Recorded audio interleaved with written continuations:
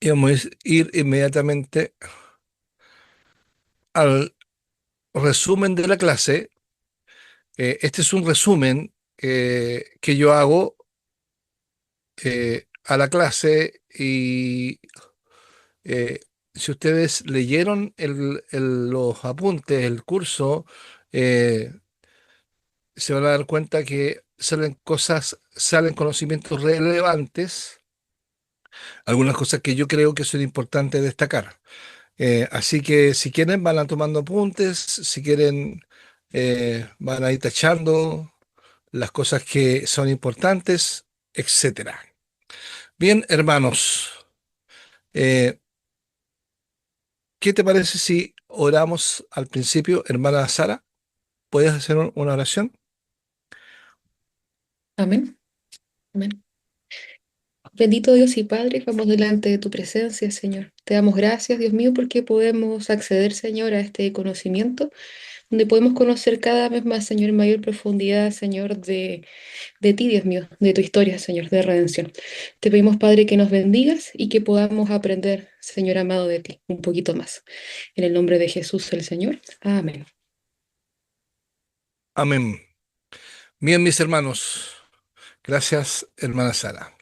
Bien, hoy día entramos ya en la clase 4 del Pentateuco, donde ya vamos al segundo libro. Vimos tres clases, las tres primeras clases de Génesis, ya esta clase veremos Éxodo, después el libro de Números, perdón, el libro de Levíticos, Números y Deuteronomio. Y como estuve escuchando la clase, parte de la clase que tuvieron con el pastor Carlos, nuevamente vamos a entrar a Egipto. Eh, pero no se queden esclavos de Egipto. Así que vamos a revisar estos apuntes. Bien, eh, aquí lo primero es hablar acerca del eje de la historia redentora. El libro de Éxodo no debe entenderse meramente como una crónica literaria de la antigüedad, sino como el evento fundacional que forja la identidad espiritual de Israel. Eh, Aquí es importante que entendamos la macro narrativa del Pentateuco, o sea, esta narrativa global del Pentateuco. Este suceso, perdón, por favor, si pueden apagar, o sea, los micrófonos, se lo agradecería.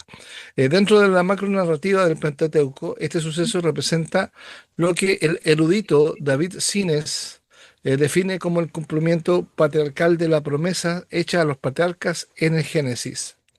Mientras que el Génesis establece el problema de la alienación humana, o sea, el problema del pecado, y la promesa de una solución de la simiente y la tierra, eso fue lo que vimos en Génesis. El Éxodo narra la irrupción de Dios en la historia para materializar dicha redención. Eso es sumamente importante que lo destaquemos. Destacar que en el Éxodo narra la irrupción de Dios en la historia para materializar dicha redención. Es el eje central del Pentateuco, cual el libro de Éxodo, pues constituye la primera acción salvadora de Yahvé, de Dios, estableciendo un paradigma soteriológico que servirá de modelo para todos los actos futuros de salvación. En este sentido, la liberación de Egipto es la corrección histórica de la elección de Israel como el especial tesoro de Dios, transformando una estructura familiar en una entidad nacional bajo la soberanía teocrática. Esta primacía teológica exige, por tanto, un análisis que sitúe el relato en las coordenadas precisas del tiempo y el espacio para validar su historicidad. Como estamos viendo aquí en la primera lámina, tenemos el eje de la historia redentora, que vendría siendo que tenemos en el Génesis, ¿cierto? El problema, el pecado, la irrupción divina que Dios irrumpe ya en el capítulo 12 del Génesis, llamando a un hombre y formando eh, una familia. Y aquí en el Éxodo vemos la solución, que Dios irrumpe la historia y constituye al cumplimiento parcial de las promesas patriarcales. Ahora, aquí hay que destacar el paradigma soteriológico, el paradigma de la salvación. Éxodo es la primera acción salvadora de Yahvé. ¿Y cuál es el resultado? La transformación de una estructura familiar en una entidad nacional bajo la soberanía teocrática.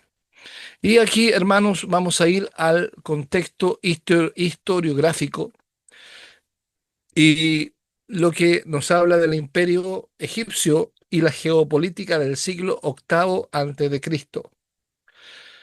Para validar el relato bíblico es imperativo comprender el apogeo del imperio egipcio durante la dinastía 19, del 1290 al 1200 antes de Cristo.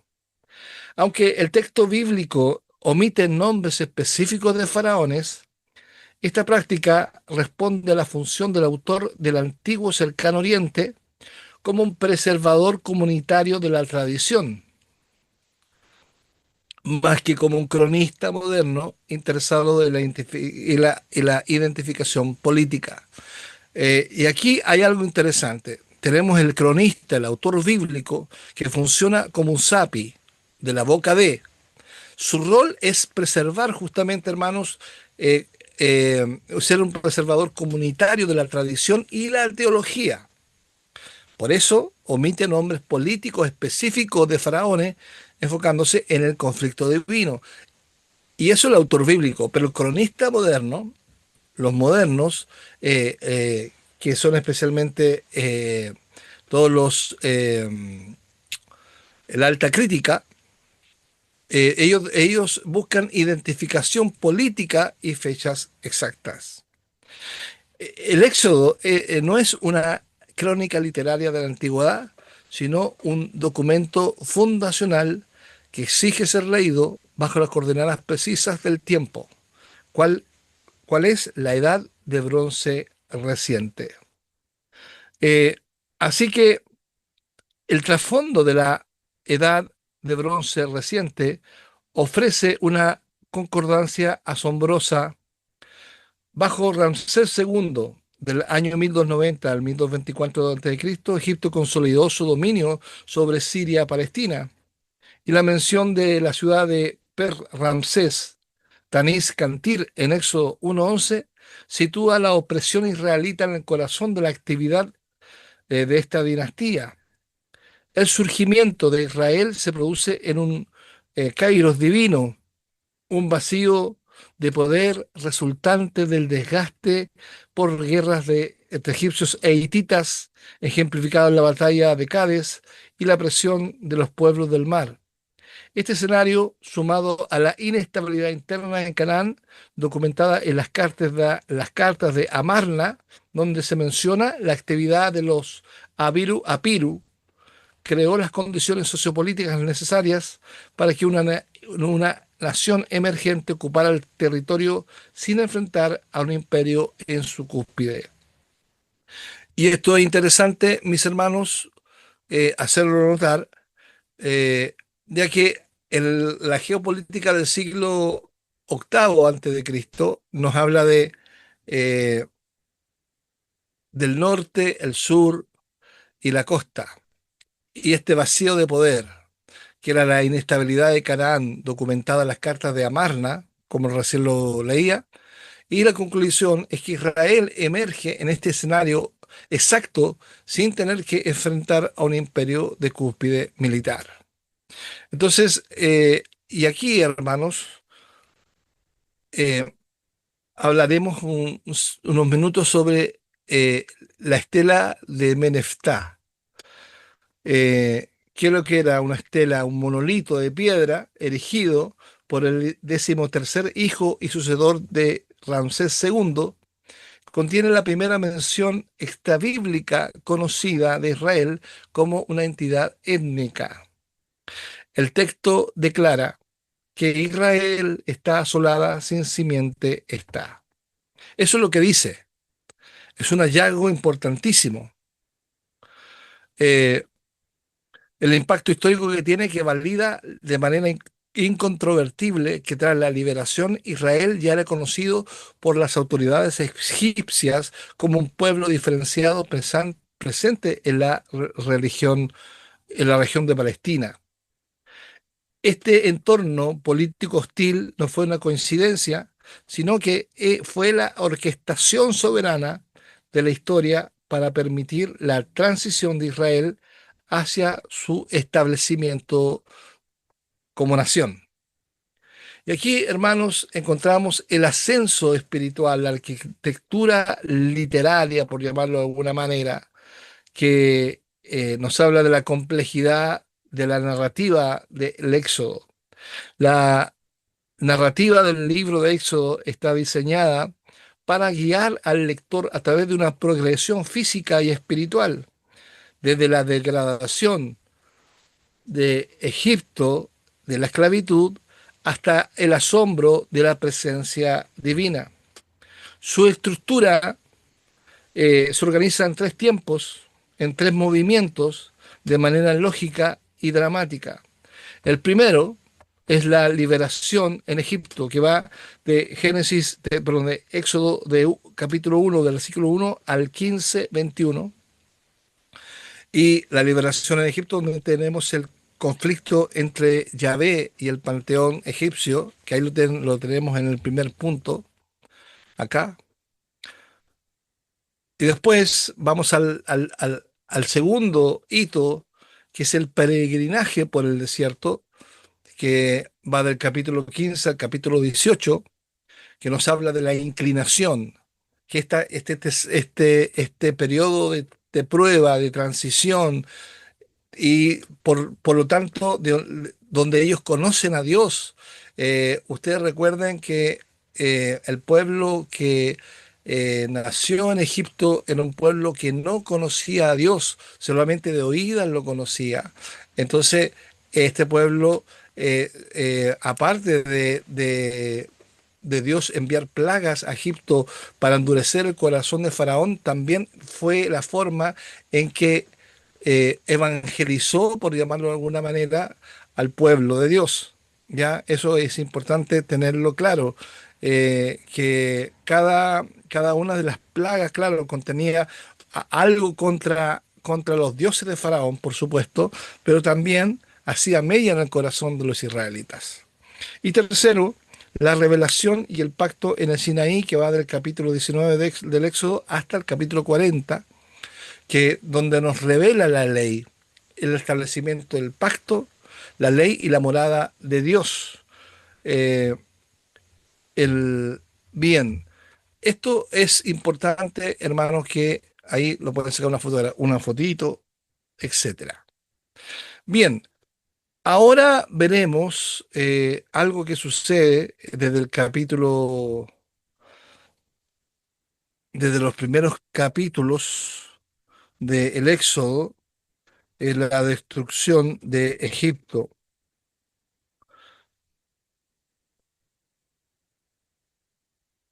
Desde el capítulo 7, ya donde empiezan las primeras plagas. Un análisis fenomenológico de las plagas refuerza la historicidad del relato. Estudios recientes sugieren que las primeras 9 plagas, con perturbaciones ecológicas y fenómenos naturales específicos del ecosistema egipcio, como el ciclo del Nilo y plagas de insectos, fueron utilizados por Dios como juicios contra deidades específicas, lo que yo les decía recién. Sin embargo, la 10ª plaga, la muerte de los primogénitos, se distingue radicalmente por ser un juicio teológico directo contra el faraón, considerado un dios encarnado, demostrando la soberanía absoluta de Yahvé. La liberación del yugo físico de Egipto fue simplemente el prerequisito para la aceptación del yugo espiritual de la Torá. Entonces, ahí tenemos las 9 plagas con el juicio ecológico, eh, porque ahí tuvo que ver con el ambiente, con tanto la parte física, geográfica, los insectos, el mar, el cielo, etcétera.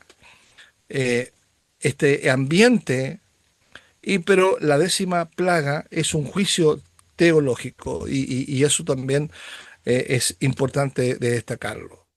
Ahora vamos a ver el pacto mosaico, la tensión entre la ley y la redención. El pacto mosaico, hermanos, representa un giro en la historia redentora. El pacto mosaico, nosotros sabemos que conocemos la teología del pacto, que hay un pacto noético, hay un pacto abrámico, perdón, y hay un pacto mosaico. Este pacto mosaico representa un giro cualitativo en la historia redentora, que opera bajo el modelo, y esto es algo que es interesante, del Tratado de Suceranía. Es una palabra para destacar, sucedanía, es una palabra que yo creo que no la habían escuchado nunca, que es el contrato entre el señor y el vasallo. Ya se llama Tratado de Sucedanía, típico del cercano Oriente Antiguo. Entonces, a diferencia del pacto abrámico, que funcionaba como una concesión real unilateral basada en la gracia, el pacto en el Sinaí es bilateral y condicional. O sea que el pacto de Moisés ya tiene que ver con el cumplimiento del hombre de la ley. Aquí la ley no es un medio para obtener la salvación, sino que la ley se transforma en la constitución nacional de un pueblo que ya está redimido.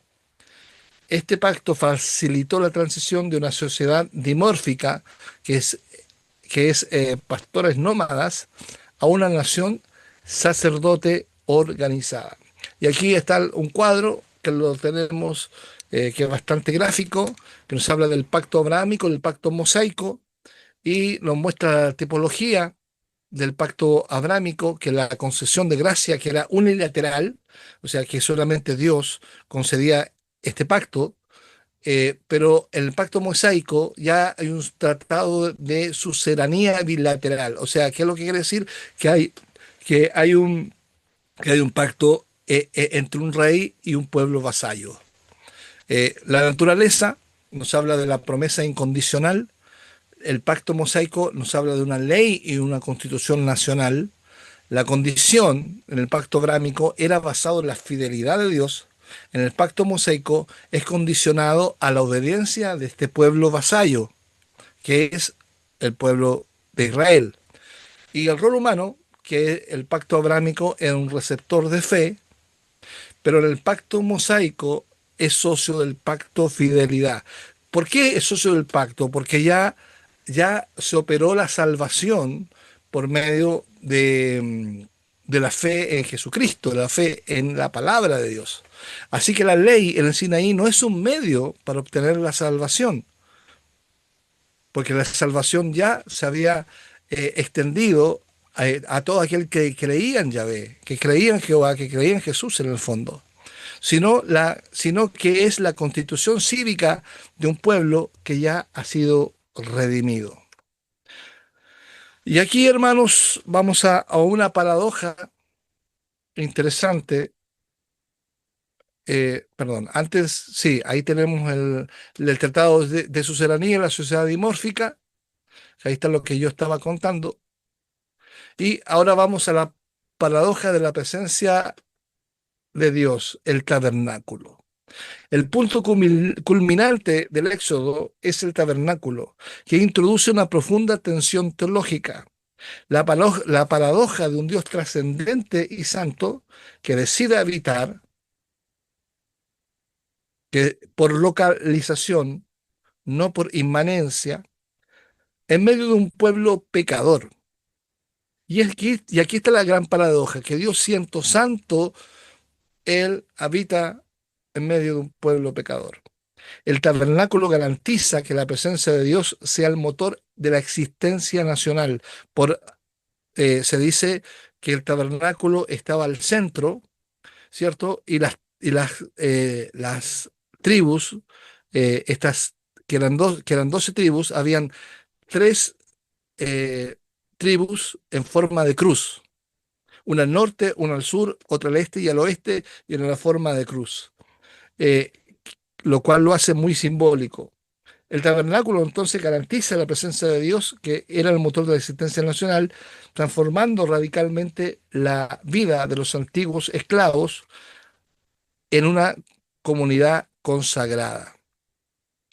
Entonces ahí tenemos la pecaminosidad humana pero en medio está la presencia de Dios en el tabernáculo que nos da la trascendencia divina.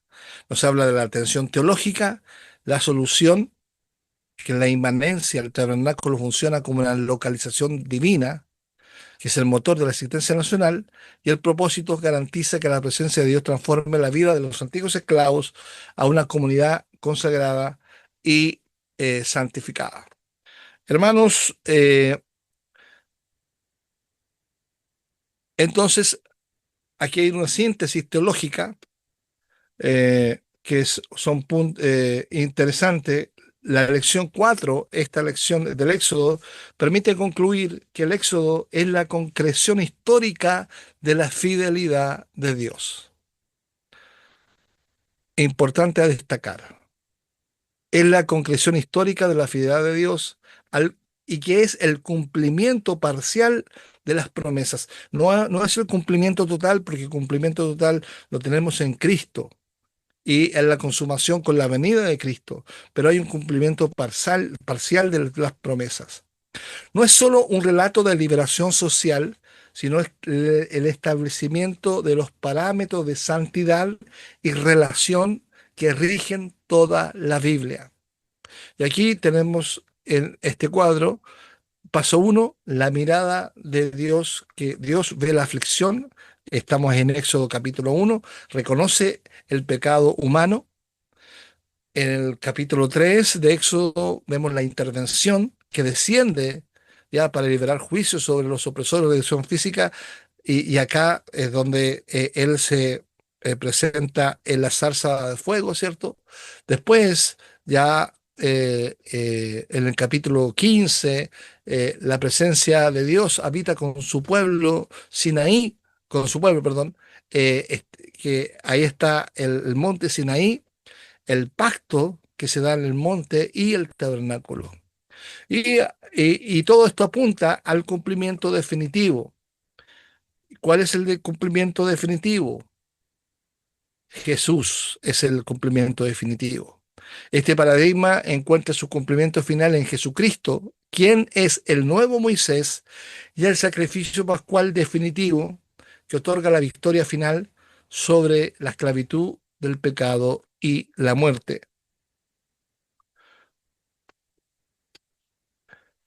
Bien, ahora, mis hermanos, voy a, no sé si hay algún comentario, tenemos algunos minutos de sobra, algún comentario frente al resumen, antes de irme a las preguntas y respuestas. Abran micrófonos, comenten.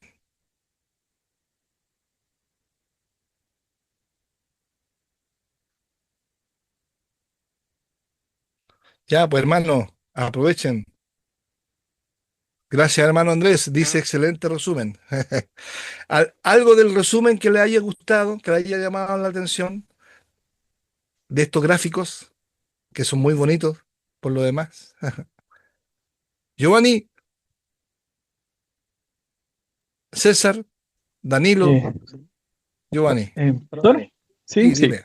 Quería, quería comentar sobre el tema. Lo que pasa es que justo en una publicación de Facebook, no sé por qué me pasó que justo me pasó una publicación de no sé qué usuario que decía de que no había evidencia histórica de que el pueblo de Israel estuviera en Egipto y que Ah, ok. estuviera ahí que también se haya liberado. Entonces, claro, una de las que usted habló parece que era se me olvidó el rollo de Menefta, que también ahí sale una referencia, ¿cierto? Menefta, ahí está, ahí está. Menefta. Menefta. Menos está claro. Entonces, claro, ahí hay una como evidencias también históricas y también lo que salía también en el libro, en la sección, es que muchas veces se dice por qué, porque los egipcios ponían todo por escrito, ¿cierto? Claro, El tema es por qué no puso por escrito el tema de la liberación del pueblo de Israel. Esta es la gran pregunta, entonces, ¿por qué no lo escribieron? Y todos dicen, ahí está, pues ahí está, por eso no hay evidencia. Pero el tema es que los egipcios anotaban siempre todos los triunfos, las cosas buenas, pero claro. no No las escribían derrotas. las cosas, no las derrotas. Entonces, claro, imagínense que un pueblo se haya escapado, sus esclavos se hayan escapado, y además que su ejército haya sido vencido por el Dios de Israel, de los hebreos. Obviamente no lo iban a poner. Entonces, eso también me pareció curioso y también bueno en el sentido de que hay esa evidencia, digamos, histórica de parte de que sí, los egipcios, o sea, que sí que el pueblo de Israel estuvo en Egipto. Amén. Muy bien, Giovanni. ¿Algún otro comentario? ¿Algo que le haya llamado la atención de esta presentación, de resumen? Recuerden que se ganan puntaje con esto, con la intervención. El Giovanni se está ganando todos los puntos.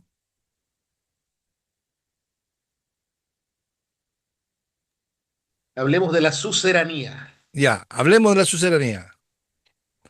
¿Qué palabra, qué Eh, palabra, qué palabra extraña? sí, bueno, la suceranía es la palabra que tiene que ver con el tema del vasallaje, que era un pacto que un rey ganador tenía con los reyes que habían, digamos, en los sectores aledaños y que la pagaban tributo. Entonces, eso se llama pacto de suceranía. Pero es justamente ese pacto de suceranía es el que Dios usó para mantener la ley. Y eso es también interesante, ya que es un elemento que nos lleva a la arqueología bíblica. Es otro elemento arqueológico que nos lleva a poder entender que el Éxodo no es un libro metafórico que sucedió. Entonces es importante la suceranía en la forma de gobierno que tuvo Dios mediante la teocracia.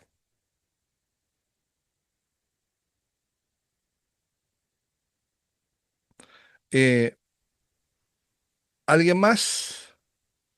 La Pax Romana es una muestra de su también. Ya, Pero háblanos un eso, poquito, Rodrigo.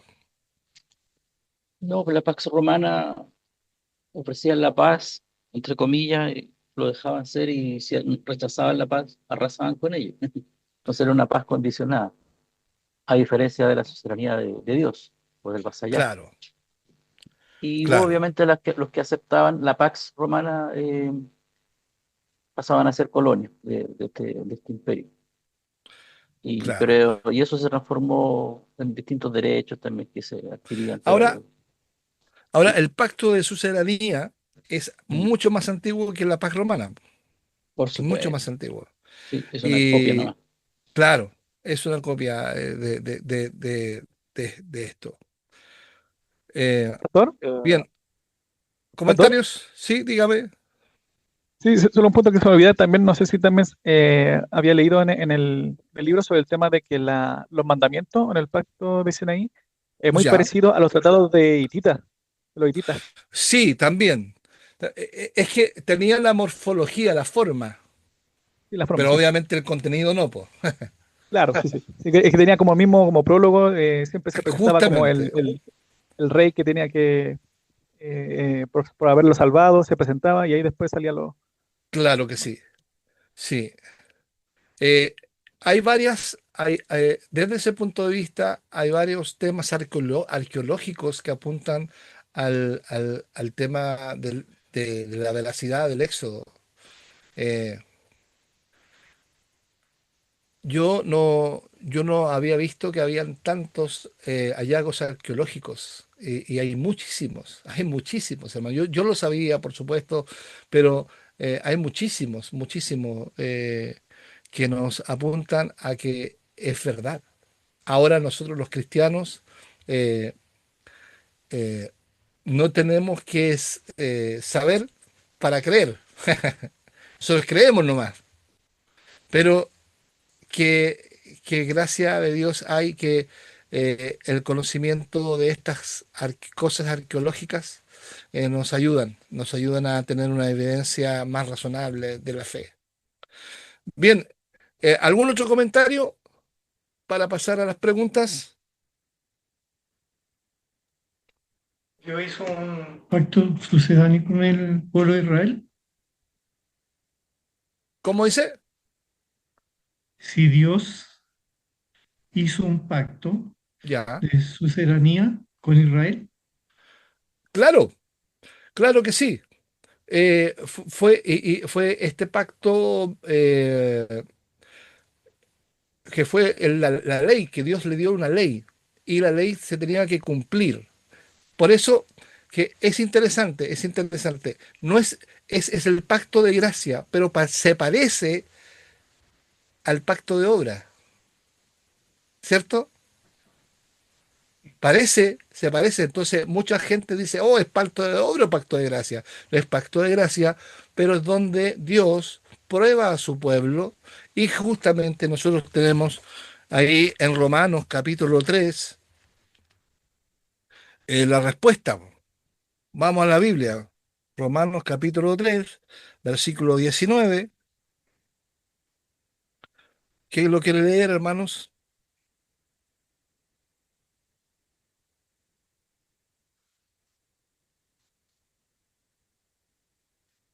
¿Alguien que no haya participado?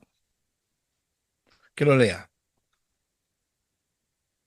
Pero sabemos que todo lo que la ley dice, lo dice a los que están bajo la ley, para que toda boca se cierre y todo el mundo quede bajo el juicio de Dios. 20. Ya que por las obras de la ley ningún ser humano será justificado delante de él, porque por medio de la ley es el conocimiento del pecado. Amén. Ahí está el propósito de la sucedanía. ¿Cuál es el propósito? Díganme ustedes. Saber que somos pecadores. Sí, eso, hermano, el conocimiento del pecado. Para eso Tsunayo. apareció la ley. Efraín, ¿dijiste? No te escucho, Es muteaste. un ayo, un espejo. Sí, sí, sí, es como esta nana que nos lleva a. Bien, bien, hermanos. pastor, Ahora sí, en, en Deuteronomio 28 dice también ahí, bendito el que obedeciere estas leyes y maldito el que no obedeciere estas leyes. Ahí justamente, justamente, ahí está implícito, bueno, está claro. Deuteronomio es la lectura de la segunda ley. Entonces, ahí está implícito el pacto de sucedanía. Que es interesante, hermanos, es interesante porque hay muchos predicadores de la falsa prosperidad que usan ese texto de Deuteronomio 28. Ustedes lo han escuchado, ¿cierto? Y que dicen las bendiciones de la obediencia y ahí sueltan todas las artimañas que ellos tienen, pero hermano, es un pacto de sucedanía y ese pacto de sucedanía ya no existe porque estamos bajo el pacto de Cristo, el nuevo pacto. Ya, hermanos, a ver, ¿algún otro comentario antes de... ¿No? Ya, vamos entonces. Voy a presentar el PowerPoint. Díganme si se ve. ¿Se ve, hermanos? Se ¿Sí? ve. Ya. Sí, Bien. Vamos entonces, las preguntas y respuestas. Vamos a la primera pregunta. ¿Qué es fundamental en el Éxodo? Voy yo. Ya, vale. El Éxodo es el coma en corazón de toda la historia de la salvación en el Antiguo Testamento. Es el momento en que Dios cumple lo que le prometió a Abraham darle la tierra y hacer de sus descendientes una gran nación. Si en el Éxodo Israel no sale de la esclavitud de Egipto, no se forja como pueblo de Dios y todo lo que viene después, el Sinaí, la ley, la marcha del desierto no tendría sentido. Es la prueba grande de que Dios actúa en la historia para liberar a su gente. Bien, estuvo buena la lectura, pero yo quiero que ustedes sacan de la lectura y me digan cuál es qué es fundamental, cuál es y qué es lo fundamental, que es el eje de la historia de la redención, ¿cierto? Eh, y ahí tengo el dibujo que dice elección histórica, liberación divina, el núcleo del Pentateuco. Lo importante sería que sin el Éxodo no sería factible la historia de la redención, Claro, ni por parte de Israel, ni por parte de Jesús, tampoco sería relevante sin el cla- Éxodo. claro, porque en el Éxodo está Éxodo 20, po. ¿Qué sucedió en Éxodo 20, hermano? Otro me Lo mismo que envié. en Deuteronomio 5. Ya, pues, ¿qué fue, po? ¿Qué fue? La, ¿La qué? Ley, la La La ley. ley. ley, Ley. la ley de Dios. Amén, amén. Bien, vamos aquí con otro. Explique por qué la realidad del Éxodo es incontrovertible, o sea que no se puede encontrar fallas. ¿Quién contesta?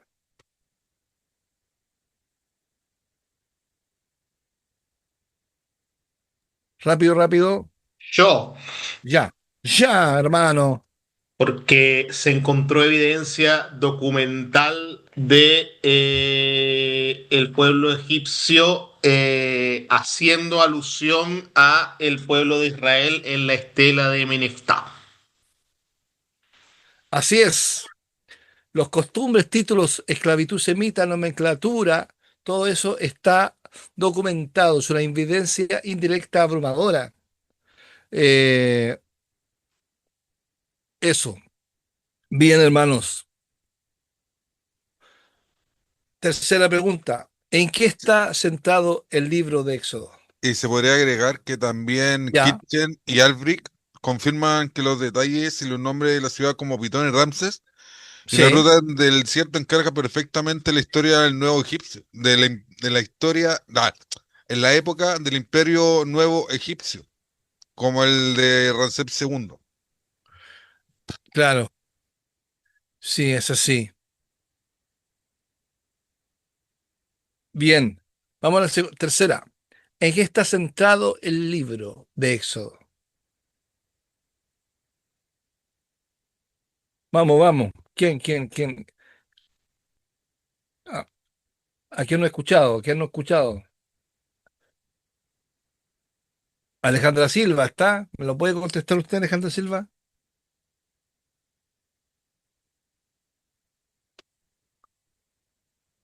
¿O u otra persona? ¿Danilo?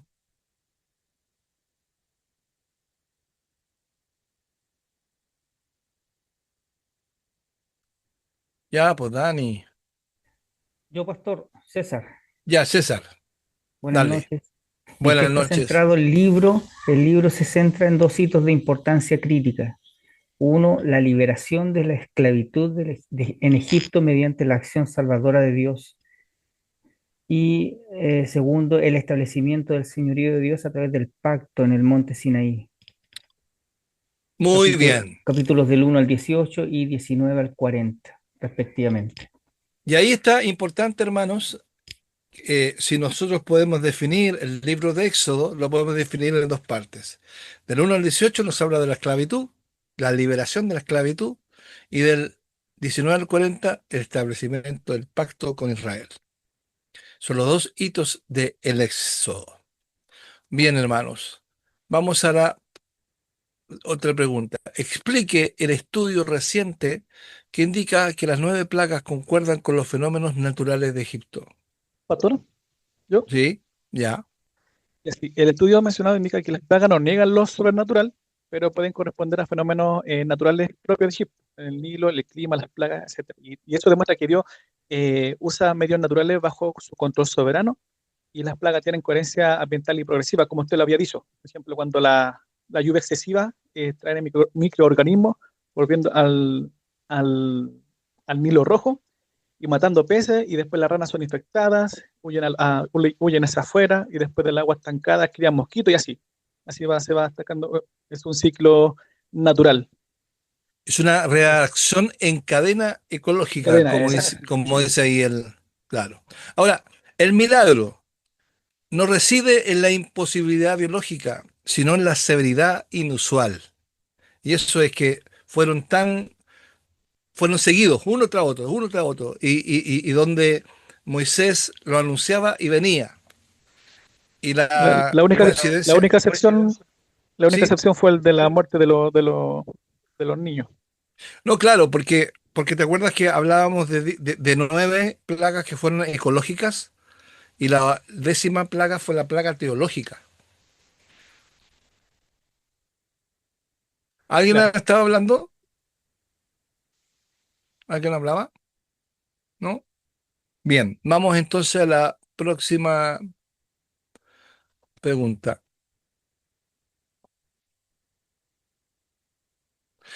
Explique la tensión entre las dos afirmaciones que iba a desarrollar la vida de Israel bajo el pacto mosaico.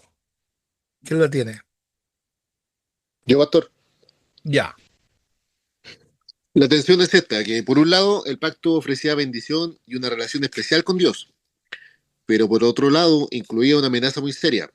Si Israel no obedecía las cláusulas del pacto, caería bajo maldición. Entonces, la vida de Israel se iba a desarrollar en esta cuerda floja entre el pueblo redimido por gracia y la posibilidad real de ser rechazado si rompían el pacto. De hecho, toda su historia posterior se entiende solo a la luz de la retención. Así es. Esa es la tensión del pacto mosaico. Por un lado, tenemos a Israel, este especial tesoro que Dios le dice, ¿cierto? En el capítulo 19, le dice que tú eres mi especial tesoro.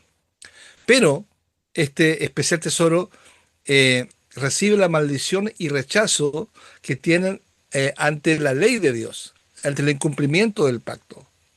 Entonces, esta tensión, este equilibrio, esta paradoja radica en que la gracia redentora exige una respuesta de santidad sostenida. Bien, Mauricio, muchas gracias. Presente Concepción. Siempre Bien, presente. siempre presente. ¿A qué Estamos se debe? juntos. ¿Qué dijo? Estamos Pamela. estudiando juntos, estamos aquí los dos. Yo le Ah, apoyo. hola, hola, Pamelita, Dios te bendiga. Gracias, pastor. ¿A qué se debe que el tabernáculo era una localización? Eso es interesante. O una ubicación. ¿Qué responde eso? Yo, pastor, Ya, Andrés. el tabernáculo era una localización porque representaba el lugar donde Dios habitaba en medio de su pueblo. Era un símbolo visible de la presencia de Dios en Israel. Exacto, muy bien, hermano. Claro, es la paradoja divina. Es Dios habita en medio de un pueblo de labios inmundos, como dice Isaías, ¿no?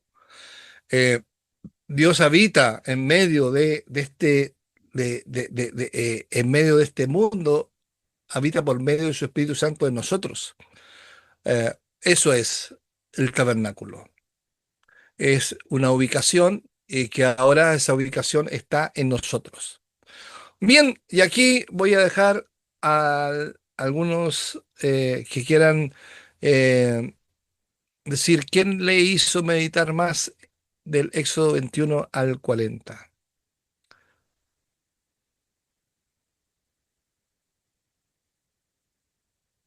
Vamos, vamos. Hermana Alejandra Silva, ¿estás? Ya te he nombrado por segunda vez y no estás, hermana. A ver, aquí no he escuchado la voz de Danilo de Benito. ¿Qué puede decir Danilo? ¿Qué te hizo más sentido? ¿Qué te hizo meditar más?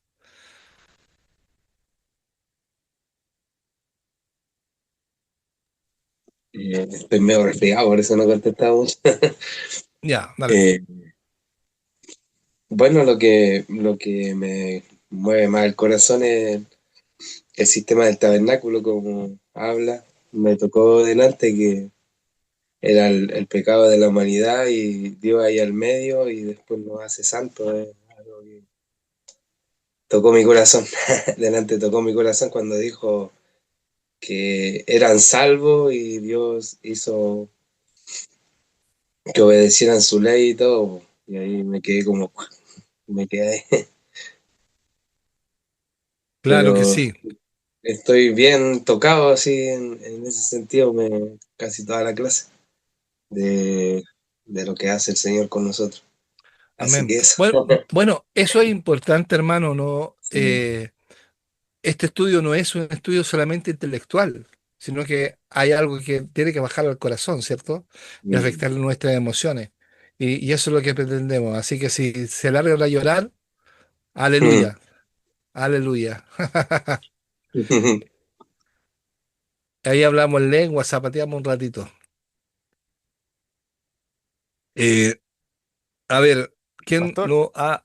yo no he Ya, hablado. Israel, justamente, yo te decía que tenías... tú no habías hablado en esta clase, por lo menos. Israel hablando de Israel, sí. Eh, Sí. bueno, tení- una de las cosas que en realidad nos impresiona y es el Evangelio mismo, pastor, que está presente, o sea, desde el Éxodo mismo. Amén. ¿Cómo es posible que un Dios santo, que un Dios creador del cielo y de la tierra, venga a habitar con pecadores? Ese mensaje es el mensaje que ha estado presente en la Gloria a palabra, Dios. inclusive después de cuando Adán y Eva pecan.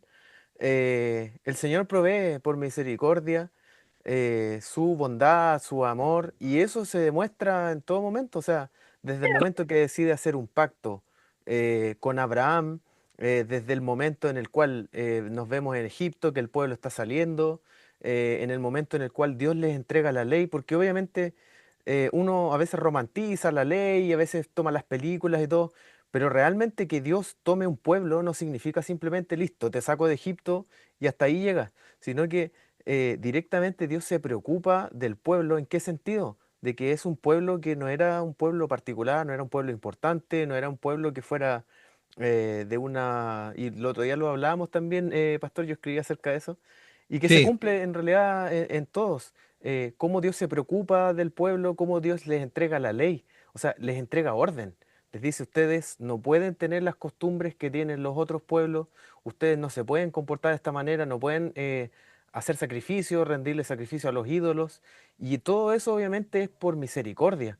amén. Muchas veces se ve en el mundo Así es. como este Dios que viene a imponer las reglas, este Dios que es un Dios sanguinario, de guerra y todo este tema, pero netamente lo que nosotros vemos cuando el Señor obviamente ha cambiado un corazón y leemos Éxodo, vemos el Evangelio mismo, que Dios desde el principio de los tiempos tenía un plan, desde un principio de los tiempos Dios ha estado obrando y obviamente hasta nuestros tiempos. Entonces, es bueno que en cualquier tipo de predicación, en cualquier momento en el que uno esté hablando del Evangelio, desde Génesis en adelante el Evangelio está aquí presente.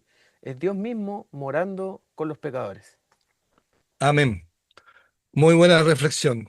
Giovanni, Pastor, que, ¿puedo comentar que lo que decía el hermano Israel? Es un buen punto, como que me dejó reflexionando que el tema de la relación con Dios no solamente es la liberación, ¿cierto? La liberación del pueblo de Israel, no como decía el hermano Israel, que también va con el tema de su comunión, pero basado en su santidad, porque si damos cuenta, el pueblo de Israel a los 10 días, cuando Moisés ya estuvieron ahí, fueron liberados, empezó como la anarquía, empezaron a desobedecer, empezaron a quejarse, entonces Dios les da como también los medios para acercarse aquí al tabernáculo y también les da también su parámetro, porque también nosotros, cuando nosotros salimos de esa también liberación de esa esclavitud del pecado, ahora nosotros no podemos hacer lo que queramos, o sea, tenemos que vivir tenemos que vivir en santidad, tenemos que vivir siempre obviamente bajo la gracia, pero también tenemos que vivir en santificación. Así como también tenía que hacerlo el pueblo de Israel, también nosotros tenemos que hacerlo. Entonces, ese es un buen punto, como decía el hermano. Amén.